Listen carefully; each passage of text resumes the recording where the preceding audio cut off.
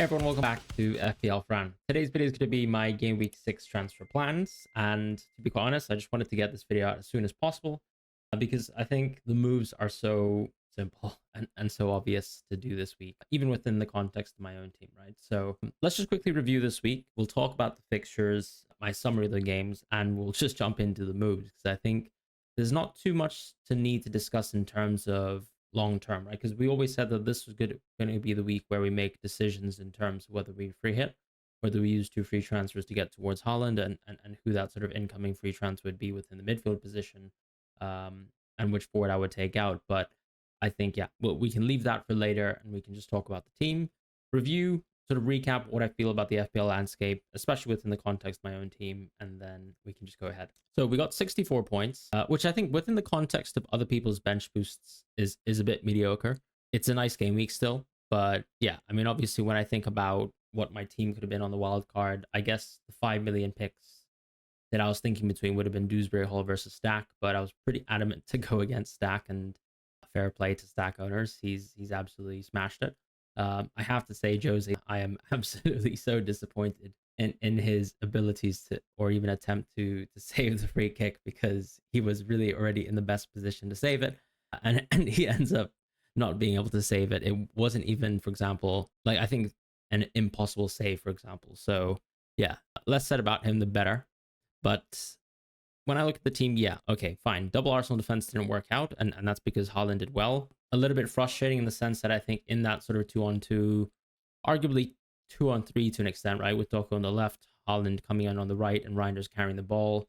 Saliba just doesn't really move lanes whatsoever. I can't say necessarily if I thought Mosquera would have closed down, let's say, the lane from Haaland, but that was a bit shocking, and it was also a little bit too easy for Haaland. And it just happens because, of course, of a little bit of like a lot of loose balls within the midfield, and then suddenly Haaland lays on a great pass to Reinders, and it all kicks off. But that's as good as Haaland is, and I think we're obviously operating within a landscape where, unfortunately, Salah is nowhere near in terms of some of the underlying data as well to come close to match him. Like, I think it's nice that Salah got an assist, but if we're looking at that Liverpool game, and we'll talk about that in a moment, it just wasn't good enough. Within the context of my own team, though, I would say Virgil getting DEFCONs is nice. I think, honestly, defensive contributions are such a nice, fun part of the game. I was cheering for Virgil to get his last DEFCON, like, within the last few minutes of the match, despite him coming so close earlier on. The bench boost was saved very much by Senesi.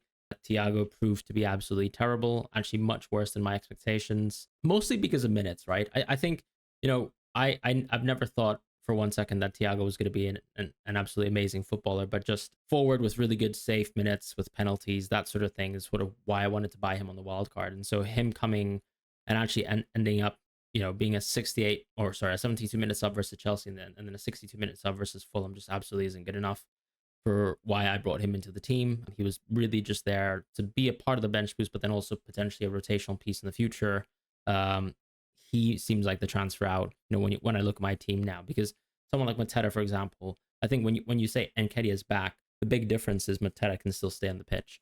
Nketiah can still come on for a 10, because if anything, like, let's say if Glasner is okay to run Mateta down to the ground, which he kind of has, the big difference is it's not like any of the attacking 10s alongside Mateta have played exceedingly well. So, you know, with Sarr coming back, that's a positive, of course, in terms of the strength and depth of this Crystal Palace team, but it's also just a case of, I think the positive going forwards is, you know, that Nketiah can also be a sub for some of those sort of wide-ish players, and then I can still enjoy good minutes from Mateta. Whereas with Thiago, it's very much the case where I think, is it plausible, because they're just playing at this front two now, and Thiago's not playing well, that with Shadi almost locking in a spot, that Dango starts the next match over him. So that's kind of where I think Thiago just has to go.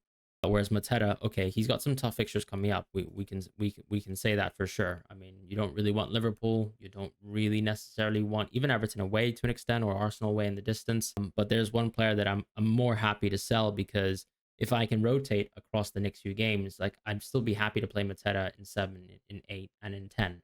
It really just comes down to, you know, what the team is looking like in a few weeks' time. But yeah, that's unfortunately, I guess, what Mateta has brought me to in terms of a positive for his minutes, but then also what Thiago hasn't delivered. With Dewsbury Hall, I think it's the opposite, where, of course, he hasn't done too much so far.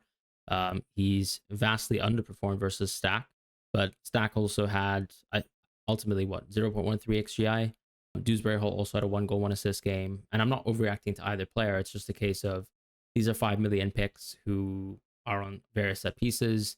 They play for, I think, different quality attacks. Like, if I was looking back at some of the chances that actually Leeds got versus Wolves, sure they look good, but actually that was still a team that racked up 0.7 xg versus Wolves, and that's or less, and so that's just not really good enough. Whereas with Dewsbury Hall, I've got West Ham at home next, and I actually think watching Everton versus Liverpool, like Everton looked really impressive, especially in the second half. Maybe not Dewsbury Hall himself, more so the likes of Njai, the likes of Grealish, for example. They were top. But Dewsbury Hall having minutes as part of what looks like a much better offense now is a positive from that perspective. So I'm really into Dewsbury Hall and I'm looking forward to playing him this week as I'm basically canceling my free at six plans. With Dubravka, it's just nice that he racked up saves with Raya. I mean, he wasn't going to get saves versus City because he never gets saves anyways. So it's more a case of clean sheet or bust with Raya. But I think the defense is still strong enough for me to justify being happy with owning Raya within my team. As far as Lacroix, I mean, West Ham sort of just played towards different players from the team. Like Richards got 17 defensive contributions. I think he was close. Lacroix had 5. That's going to happen from time to time, but as we said with the season averages, Lacroix is still the one that I would bet in most circumstances to be able to get average cases of DEFCON. So doesn't really matter that Richards got 17. It does matter, of course, that he got the additional 2 points, but Lacroix also hit the crossbar, and we picked him partially because of the set piece threat. So a bit unfortunate from there. Anderson's just been amazing, but he does have tough fixtures. So I think, when you look at Anderson now, actually Aston Villa away doesn't look like a red fixture. Aston Villa is actually still to this day the worst team in the league when it comes to creating chances. So that's pretty shocking. I would say maybe Sunderland have actually gotten a penalty this season. So maybe in terms of non-penalty data, it's actually probably Sunderland's second worst, and then Aston Villa, or sorry, Sunderland worst, and then Aston Villa second worst. But come on, that's just not good enough. So that actually looks like a pretty tasty game for Anderson. Seems like a defensive contribution type game as well, potentially. So I'm kind of looking forward to maybe playing Anderson, and he's a bit of a dilemma when it comes to next week. But otherwise, though, I do think that some of these other games are really tough. Like you can see defensive contribution, so it's just nice to have him in the team. But you really want Anderson for a mixture of clean sheets as well. So it's a case of 10 plus. I'm looking forward to owning and playing Anderson again. But for now, he's kind of done his job, and I'm pretty happy with what he's done. With Semenyo, I think he's probably the if I feel like if I wildcarded into my Gakpo draft, I probably would feel quite bad right now. Although at the same time, I'd probably have Reinders, so I'm not. I guess it swings and roundabouts. Manu got 13 points. I probably also, actually, to be fair, wouldn't have had Gabriel last week, who also got a 9-pointer. So once again, these little things are swings in the game that I don't really mind. Like if I had Munoz, for example, I'd probably still feel quite bad about owning 2 clean sheets lost and even a yellow card in the previous match, even though he got a clean sheet, versus, let's say, Reinders outscoring Dewsbury Hall massively this week. I mean, I've got a chance to get Reinders this week and keep Dewsbury Hall, so I'm happy about that. And I think one of the things in FPL that a lot of people tend to just sort of glare over is just when we sell and buy players, sometimes you're just buying a player that you think is very good or selling a player that you think is very good for another player who you think is very good, who can maybe do better or fit the team in a better way. Dewsbury Reinders were always going to have bad fixtures in Game Week 5. We've bench boosted with Dewsbury Hall as opposed to Reinders, and unfortunately, of course, Dewsbury Hall did nothing, and Reinders got a whole lot done with defensive contributions, with getting the assists, and also the 2 bonus points with the late Arsenal goal, helping secure that. So, I mean, that happens from time to time. So I don't really mind, once again, buying Reinders back, given that he's actually dropped 0.1 million, which is a bit shocking, actually, and kind of nice in the sense that I pocketed 0.1 and can go back into him. But Paqueta, probably when I look at my draft and just seriously think about, okay, who can I get rid of this week that I'd love to get rid of still? Maybe Paqueta's on that short list, but I think Thiago's definitely on that one. Salah, I think for the price point, almost feels like he is already there.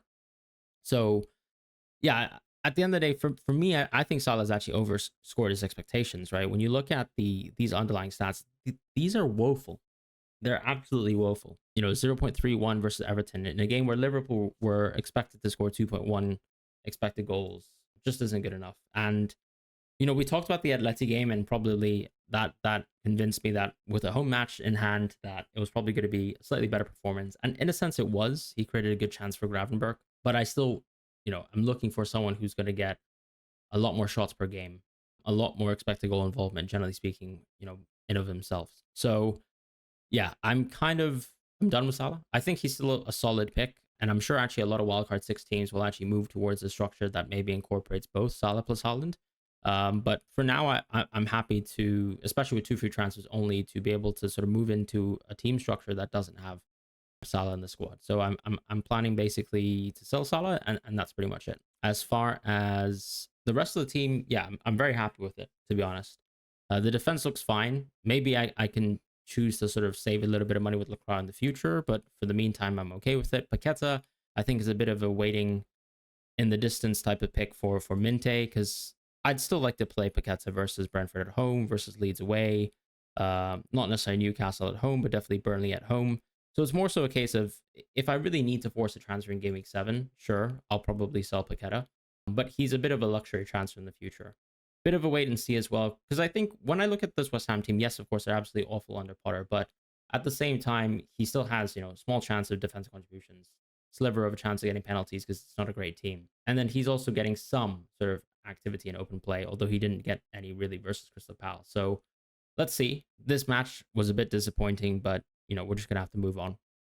As far as actually just recapping this weekend, my view is, yeah, Liverpool still look like a really, really poor offense in terms of where we hold them up to be, right? This isn't about Liverpool being a poor offense in terms of how I see them in the league. It's just, if we can, like most models, for example, have Liverpool as the top offense. I remember when I was looking at season long goal markets, they were top, by a country mile. The attack still looks really, really poor. Or maybe this is a case of Everton's actually really good. And I think this is a bit of a trend of this season, right? Where we've said that Everton actually looked really solid. So maybe it's different. But, it's not like when this Everton team played Wolves, for example, Wolves had plenty of chances versus them as well. I still think Liverpool looked pretty timid in the second half, but they did almost bring that game over the line. And fair enough, they did. But yeah, like Everton had a lot of momentum in the second half. And it's a bit different to last season's Liverpool too, when I compare it to second half Liverpool, because I mean they always used to win games in the second half. They used to put so much pressure on in the second half. And Salah, I think, was sort of one of the main benefactors of that, where I can't remember the amount of second half returns from Salah. Now obviously Salah's had all these extra time returns this season, but I'm just talking about in terms of the volume of chances, right? Consistently getting shots off, consistently getting opportunities off within matches. That's no longer really happening. They racked up 0.9 xg versus Everton, and that was pretty poor. In terms of Brighton versus Spurs, it's an interesting case, because I think maybe people are super high on Spurs, but I think actually, just to give credit to Spurs, I mean that's how good Brighton can be in moments, but otherwise Spurs pretty much had a very, very good game and came back into it really well. So it's very easy for me to say that Spurs have clearly turned a page this season, and a very good team. But Brighton were always a team that we rated highly. So this sort of mixed result, I think I'd kind of expect. With Burnley versus Forest, I mean, Forest actually still looked absolutely diabolical. I mean, we've always, at least on this channel, not really liked Nottingham Forest too much, especially in terms of their offense. And I think not much has really changed my opinion of that, especially even with the change in manager. So yeah, I mean, Burnley getting a goal is unexpected, or expected rather.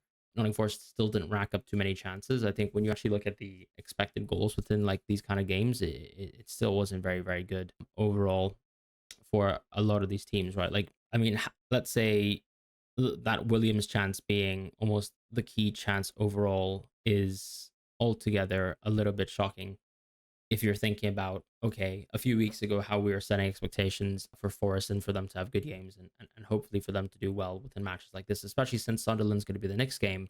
And actually, Sunderland have looked like a really, really, really good defense, or at least, that's kind of the USP of that Sunderland team right now. I think their defense is amazing. And so, yeah, I think that's not a great sign for Forest, but a lot of people will still own them for good games. And these are good games. It's just a case of, are they so obviously a sell in game week 7? I think, yes, that's very much so the case. With West Ham, they still look awful. We're probably waiting for a new manager more so than anything. Crystal Palace quite convincingly dominated them. Probably a bit unfortunate to concede, especially with the context of the crossbar, than just immediately conceding after. But yeah, I think Palace defense still looked good. West Ham were kept under 0.5 xg. Not many chances they were built up. So yeah, I think that's a positive sign, especially if you continue to own Palace defense and you feel a little bit dismayed by, I guess, what's come out of the last 2 games. You still have 1 out of 2 clean sheets at the end of the day, but Ted has scored one goal still, although hasn't gotten much bonus. With Wolves and Leeds, as I said, I don't think Leeds have been impressive whatsoever as an offense. So I think my takeaway from this game is actually Wolves probably aren't as bad in terms of their sort of table position, in the sense that have been some teams, for example, some of the promoted teams, where I still think the offense is really poor. So if you're kind of looking forward at, teams to target in terms of getting a clean sheet from, I still think West Ham, Wolves, Leeds, Sunderland, Burnley are all great contenders for trying to be able to get that in the future, because their offenses just aren't good enough. From the United versus Chelsea game, I think there's nothing really much to say about this game, because I think it's a classic case of 10 versus 11 sort of created the goals, and then obviously the red card kind of changed the momentum of the game as well, in terms of Casemiro's second red card. So yeah, I mean, a positive game for Bruno and for West Ham. I'm happy to own Bruno. I think he's just going to be a very easy slow tick of a midfield pick. I have no issues with picking him on the wild card, but it's good to see him do well within a slightly tougher game, and he's got much better fixtures coming in the future outside of, let's say, that Liverpool match. So just a positive there with Bruno being able to get some points on the board.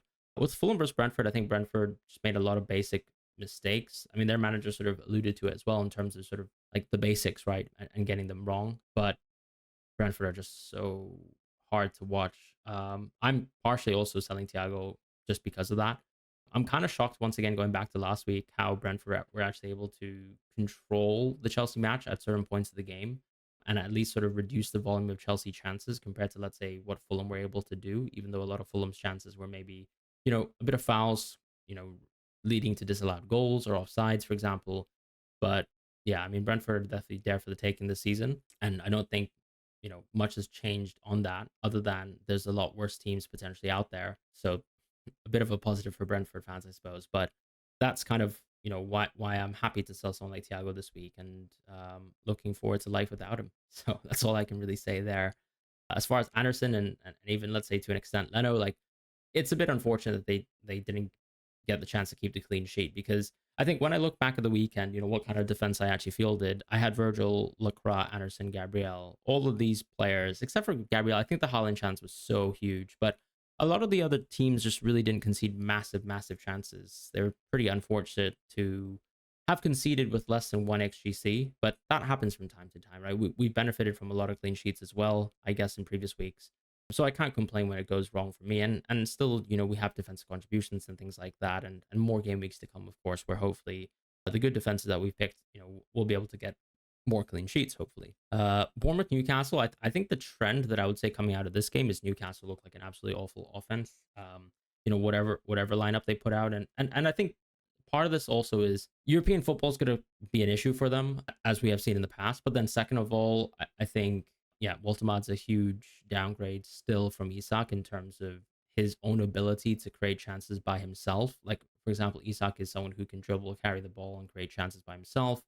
Obviously, Murphy was absolutely exhilarating from a creativity standpoint, and there were a lot of chances worked through, within the midfield last season as well. But I think Newcastle will still struggle, generally speaking, to be a competent offensive team this season, in terms of where we sort of situate them as a team, like a top 5, top 6 team, right? So I'm just saying that I don't really see them there as an offense, but definitely I see them as a top 3, top 4 defense. So that's probably my takeaway from Newcastle. I think I'd probably angle towards, when I have my players versus Newcastle, not being so worried. And so when I talk about next week, I think that's quite relevant towards Arsenal defense. With Bournemouth, though, I mean, they're just very impressive on both ends of the pitch. Now, on this match, I don't think the offense really looked great, but they still tried to create some chances. Semenyo had some, opportunities to maybe work himself into the box and actually potentially draw a foul, or get a shot off that was actually a high volume chance or a high quality chance, but he wasn't able to do that. And partially because Newcastle are just really solid. There's not much else I would take away from this game. Sunderland versus Villa, 10 versus 11 for almost 60 minutes.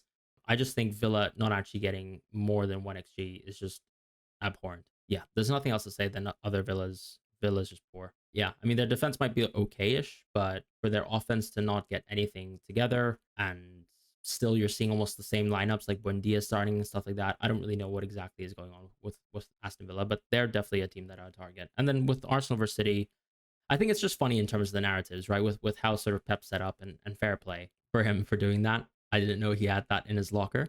Haaland also came off, and I think Pep mentioned that he said he was exhausted. So I think very much that Haaland will just get rested from the EFL Cup game and should be fine for next game week, and we can just move on, right?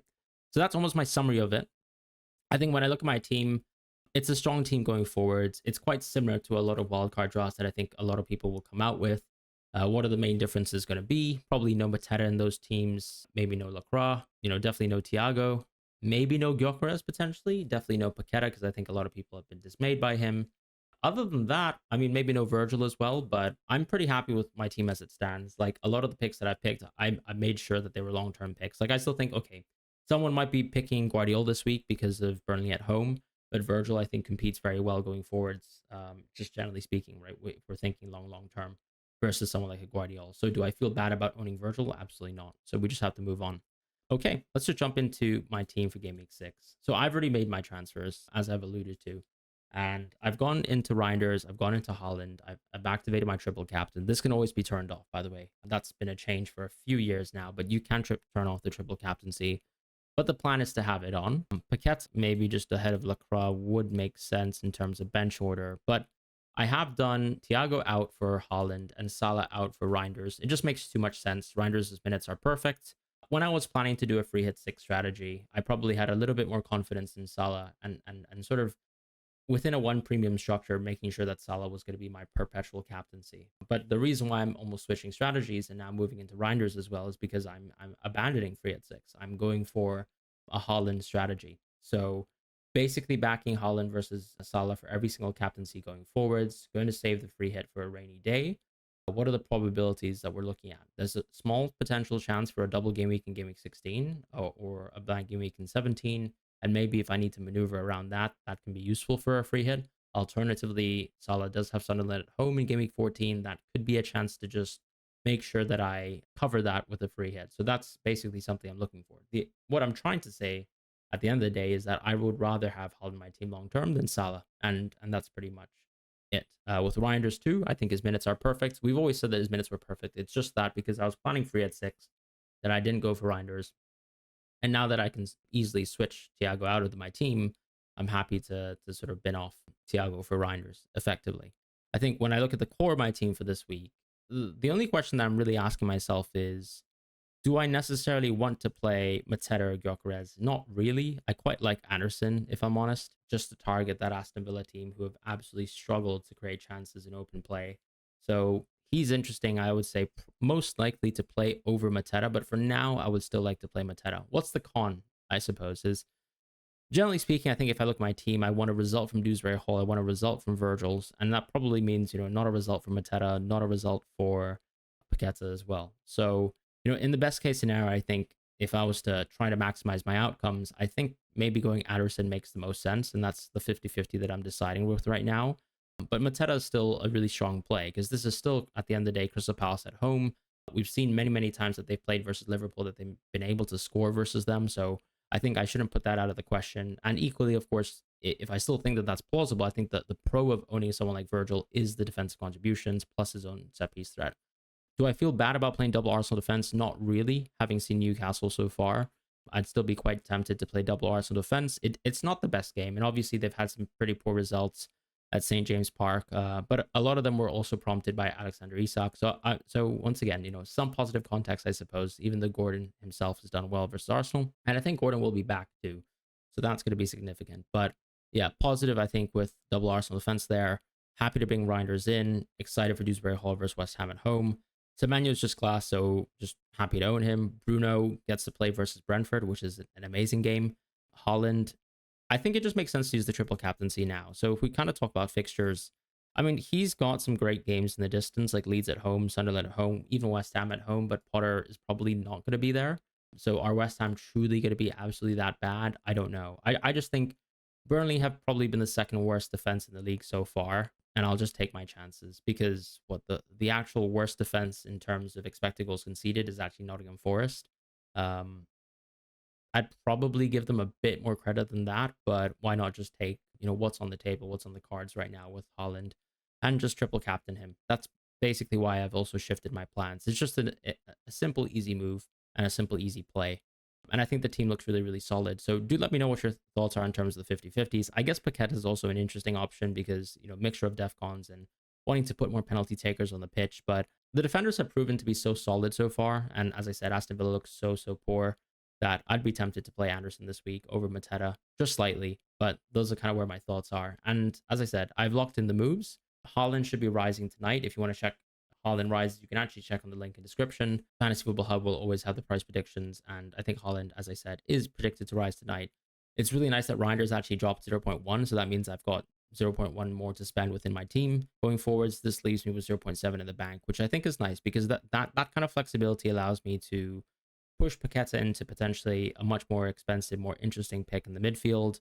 It allows me to potentially upgrade Lacroix to someone a little bit more expensive if I really want to do that.